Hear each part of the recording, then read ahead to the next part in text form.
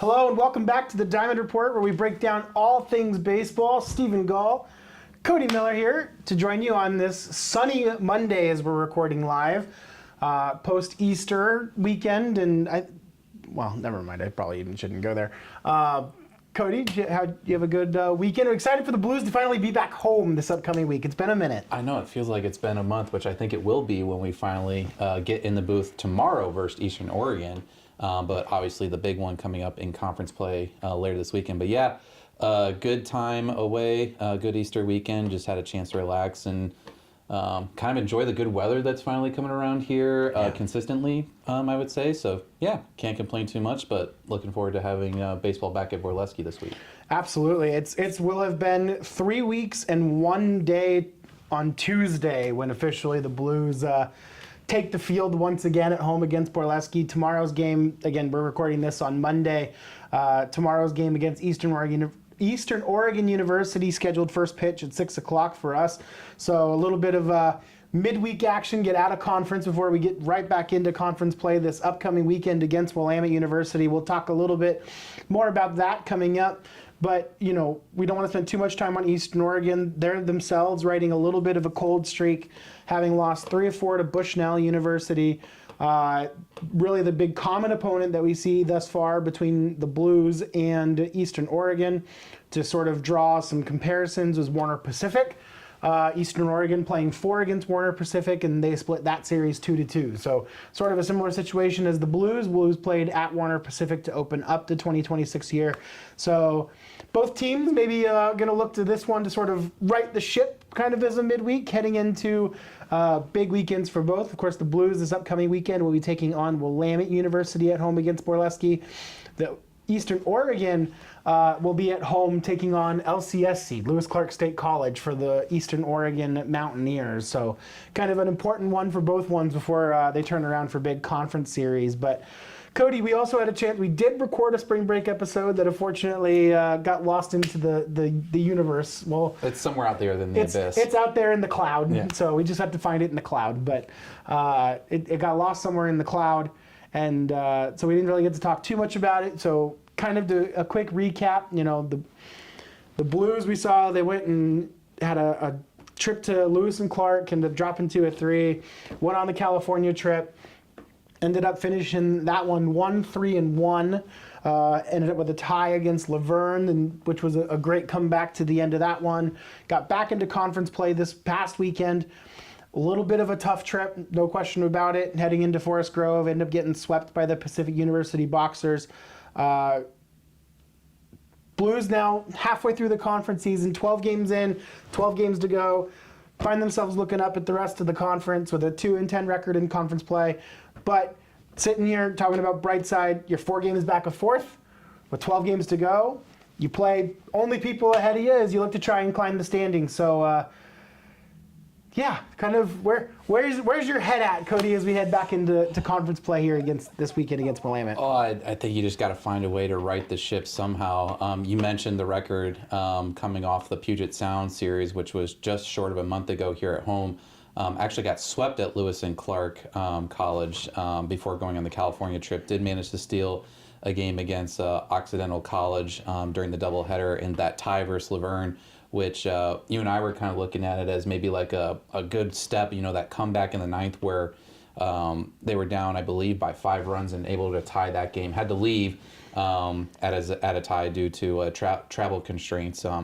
But just didn't really seem to carry over into the Pacific weekend. The tough opener Friday, and then the first game of the doubleheader Saturday was really the big blow. You found yourself going into that 9th inning up 9-3 and not able to record a single out, and losing that one 10-9, and then on the capper dropping that one 4-11. So to summarize, to say all that, it was obviously not the ideal road trip that you were hoping for.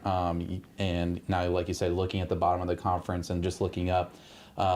You know, with Tuesday's game tomorrow for Eastern Oregon, you know, probably a bullpen game for both teams is like almost trying to figure out like how's the rotation looking, how are our guys looking, maybe get some guys some playing time that haven't had too many ABs, you know, trying to get some guys just sort of rotated in there. But then really looking forward to Willamette this weekend. Willamette's the next team ahead of you. in terms of a place to start, in terms of looking to claw back and trying to get some semblance of a fight for that fourth conference spot, like you said. And you're 2-10 in conference right now. Willamette's 4-8. Willamette's still going to be a tough one coming here. Just look at their last weekend where they took 2 or 3 from the conference leaders in Whitworth. So you've mentioned it numerous times on this, but the depth of this conference is just so deep that every weekend's going to be something is going to be a challenge. So I think you just got to put this road trip in the rearview mirror, and I think it starts later tonight. As like a new season where come out for your practice tonight and into tomorrow, and really just taking things one game at a time, because you're not going to get all 12 games in one day in terms of like trying to fight through that or trying to find a certain amount of wins here or there, but really just got to look at this and attack it and say, all right, we only have ourselves to blame for putting us in this, so how are we going to get out of it? And I think that starts tomorrow night in the non-conference warm-up to carry into this weekend. So kind of breaking this down really quickly and talking first about the Pacific weekend from this last weekend, right? Like, there's certainly, I think, some disappointment is probably the way that the team felt walking away from it, especially after the game 2. The game 2 part in particular, was a tough one. You got 7 really good innings from Russ. He was really efficient.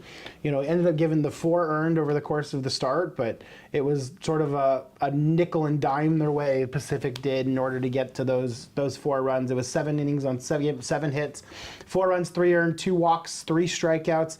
Threw 100 pitches on the dot to get through 7 innings. He was efficient with pitch count. He kept the team in it, and I think really sort of felt like it was stabilizing the ship in terms of, giving the team a chance to win game 2, heading into a rubber match for game number 3. It was already a bit of a wonky series anyway. The team, as a result of the holiday yesterday, again, recording this on Monday, we know they'll come out later in the week, but everything was sort of setting up for it, and then just, it was tough. I mean, Hawthorne came in and he threw well. It just unfortunately kind of got into it was a death by 100 paper cuts. It was the dink and dunk.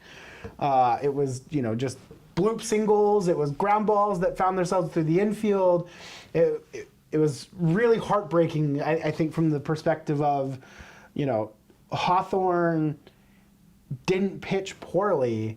It just sort of unraveled. Yep. And then Luke came in to try and stop the bleeding in the 9th, and then that's sort of when the wheels ultimately ended up falling off. Right, and you mentioned it, like the 14 hits by Pacific there, 7 of those coming in that 9th inning. But to your point about just dink and dunk here, only 4 of those 14 went for extra bases, and all of them were doubles. Not a home run, no triple, nothing. So you're right. It was just almost like anything that could drop in did, anything that could find a gap did. So, I mean, that one.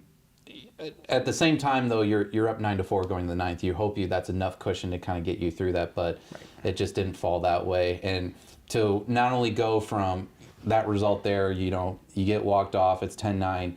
With how the schedule goes for Division III here with the double headers.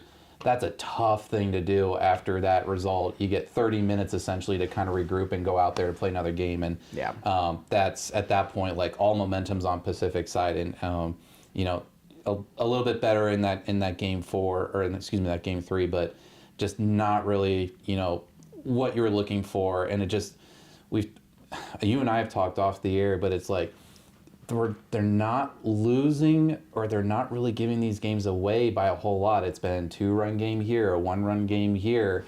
They're in it. It's just, where is those missing couple of plays here and there that really changes it around to where you're not a 2-10 conference team, but you're like a 5-7 conference team. Like, just where finding those ways.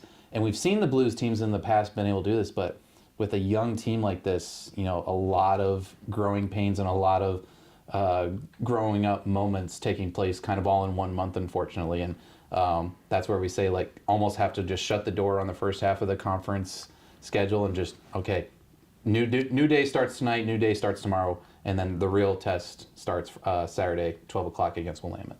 Yeah, just since conference play started back on March 7th against George Fox, the Blues are 3-6 in games decided by 2 runs or fewer. And that just in of itself really goes to illustrate. I mean, we're talking about a stretch here effectively when the Blues have played 3, 7, 10, 11, 14, 15, 18 games, and literally half of them have been decided by 2 runs or fewer, right? So you're talking about 9 of your 18 games being decided in that regard. It's not as though that this is a team having its doors blown off, right? Like that's not what's happening here. Like the tail of the tape does not demonstrate that. Even in some of the games that ended up being decided by wider margins, that George Fox game, right? It was like a 10-8 game heading into the latter couple of innings, and then it just kind of got away from Whitman. I really think you sit here sort of, it's not the halfway point of the season per se, but at the halfway point now of the conference season, I think that the team really has an opportunity to sort of look itself in the mirror, really, an opportunity for the leadership on this team to have to come up and say, like, we're capable of more than this, right? Like, we're not worse than these teams. We're not less talented than these teams.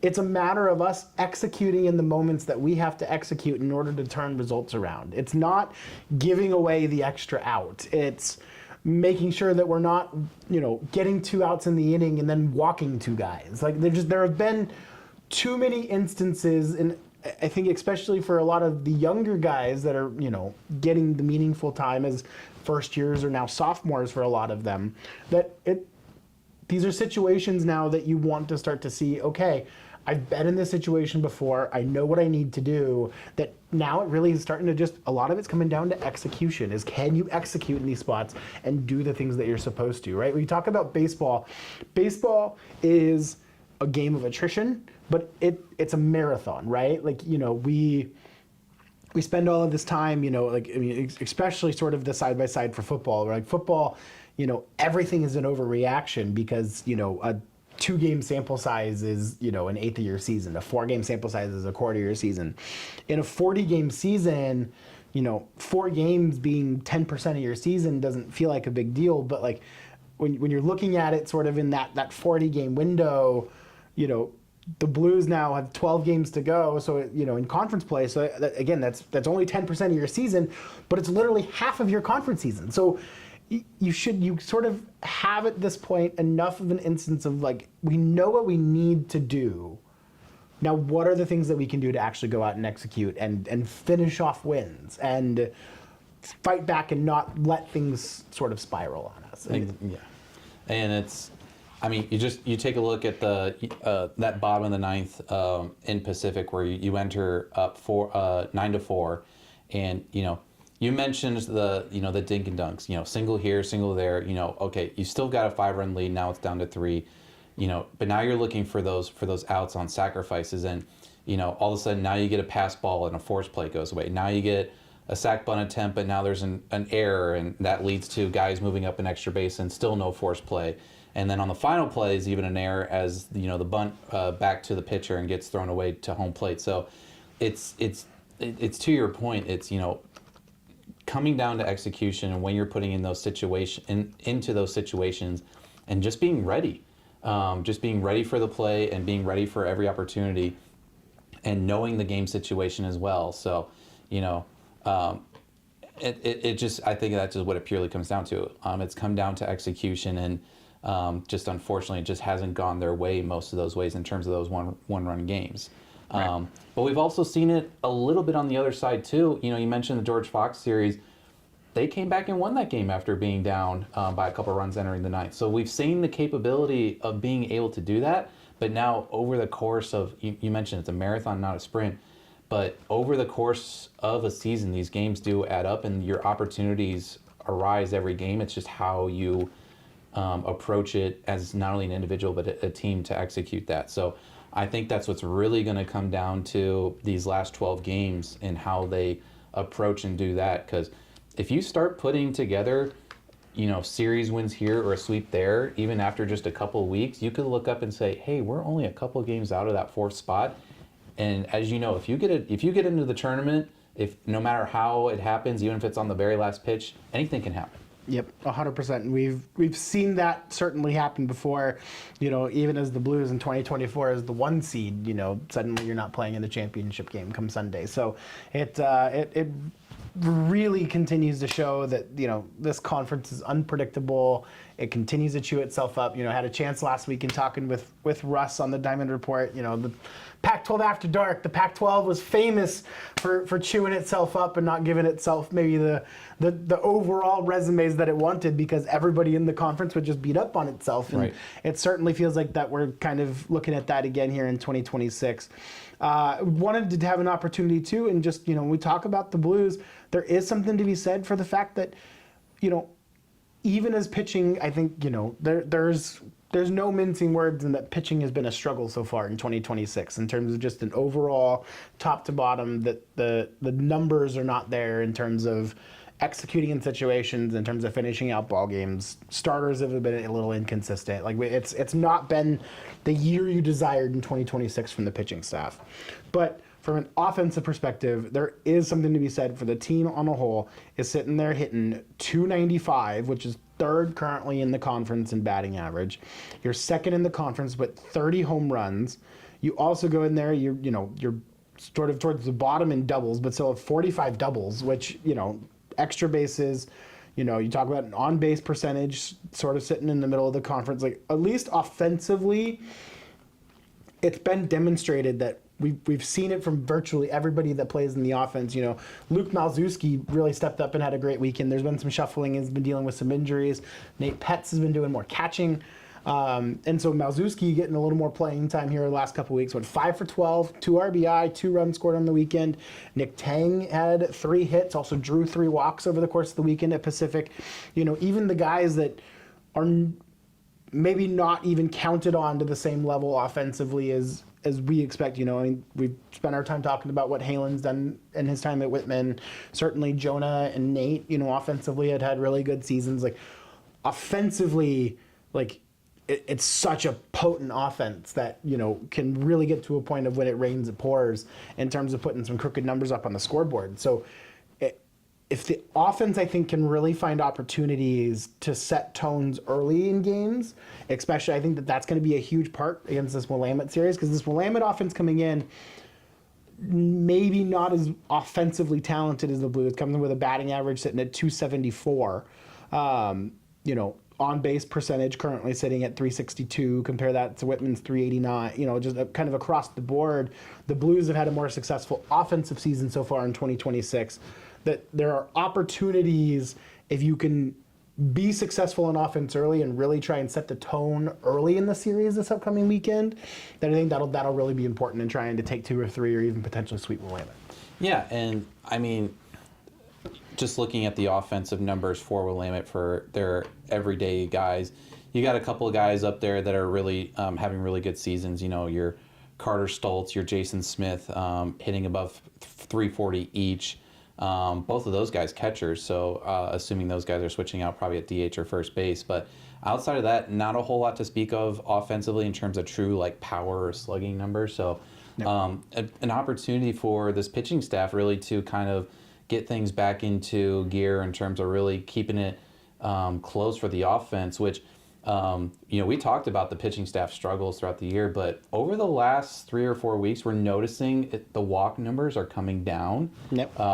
There was a real issue early on where it was in double digits or, way high in the double digits, but now it's more of 4 to 6 walks, which, you still don't want to walk guys, but, going from 10 to 14 walks a game down to 4 to 6 is a massive improvement. Yes. So if you're able to, keep that up as a staff as a whole, Russ seems to be coming into form, like you mentioned. He's had some really good outings lately. And if you can just, keep that offense producing the way it is, you could really be looking at a good, successful weekend against Willamette this weekend. Trade spots with them. All of a sudden, you're now 8th in the conference. And we already know it's, just because you're first doesn't mean you're going to run away with this thing. We mentioned at the top. Willamette just took 2 or 3 from Whitworth. Yep. Whitworth was coming into that weekend, I believe, 10-1 in the conference, if I remember correctly. That sounds right. So this truly comes down to just one game at a time. take everything, every opportunity when that comes up to the best of your ability, do the best you can, and then let the chips fall where they may. And I just, with the young team, you really, as a coaching staff, you really have to find a way to how to keep the morale up. Those team captains, those guys that have been here longer, trying to rally the dugout and keep morale up.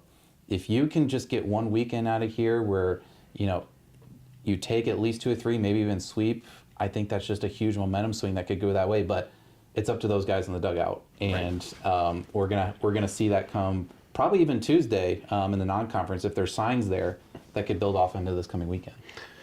In addition to all of the stuff, again, a quick opportunity to sort of to give a shout out and really talk for a minute too about Nate Petz.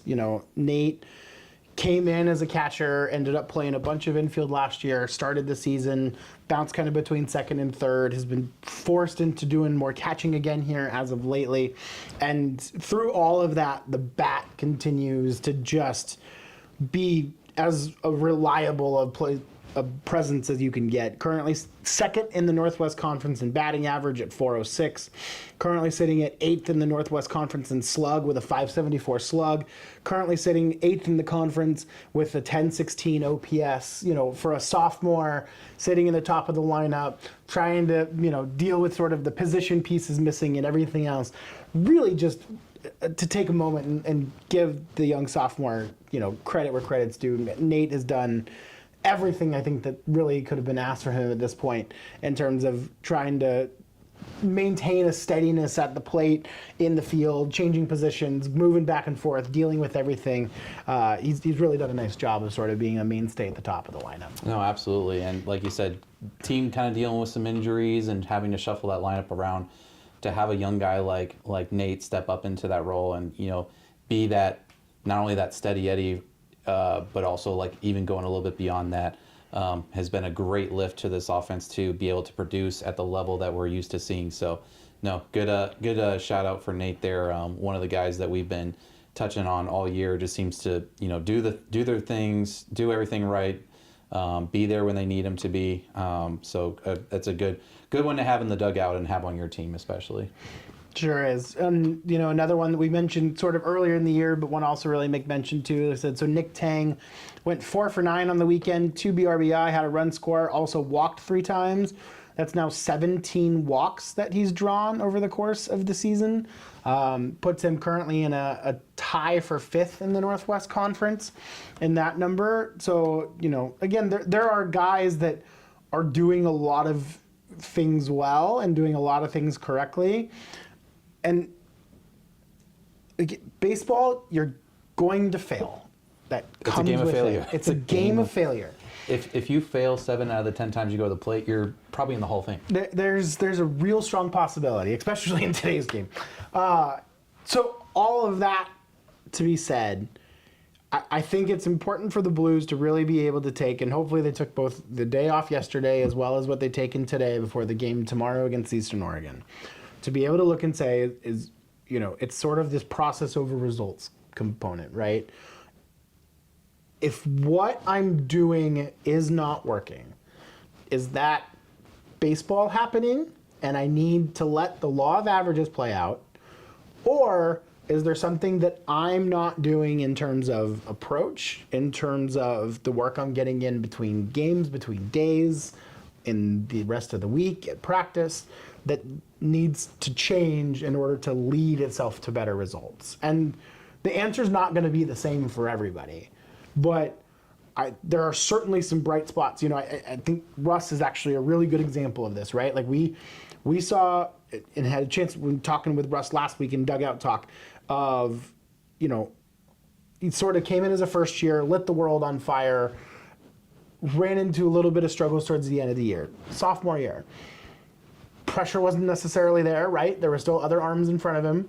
And he was able to come in and had a really good sophomore campaign, had a really good summer, and then this year did not quite start the way that he expected it to, but we're seeing it progressively get better. And we're not seeing a wide range of outcomes from Russ, right? Like even in what maybe are not his best outings on the season, like he doesn't let it skew away from him too far. And I think that that's really sort of the things that come with the maturity and the experience and growth of knowing what you need to do. Like, I'm not going to get to strike out 7, or I'm not going to strike out 10 and throw 7 scoreless every time I go out there. But can I do what my team needs? Can I stay in the game long enough to give my team a chance? Can I limit the damage and making sure that I'm not giving up free runs, free outs, issuing free passes? And, I think that was sort of what happened with Pacific.